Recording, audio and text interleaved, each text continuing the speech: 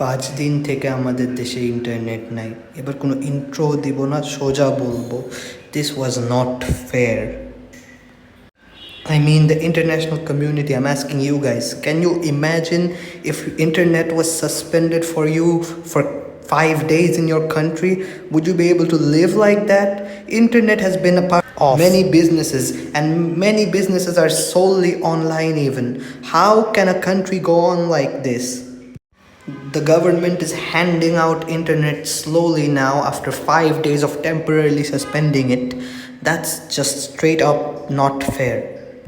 On top of that, ever since last Saturday, they have put curfews on us, and the curfews only get relaxed from like 2 to 5 p.m.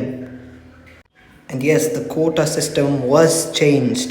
Only 5% is under the quota system, and 93% of students get jobs based on merit. And this is amazing. This is a win for us. I'm not speaking against the government, I'm just saying that their actions were not fair.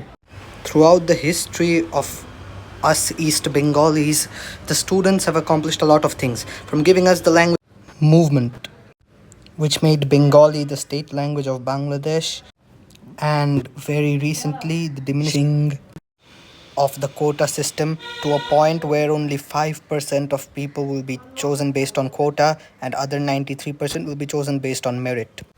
The point is that students have accomplished a lot of things in the history of East Bengal and Bangladesh.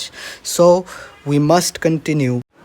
The students must speak up against injustice, and they shouldn't be hypocrites. They should actually speak up against what's wrong. I end this video with a Joy Bangla, Joy Shadhinota, Joy Bangladesh. ছাত্ররা হচ্ছে ভবিষ্যৎ, ভবিষ্যতই কথা বলবে।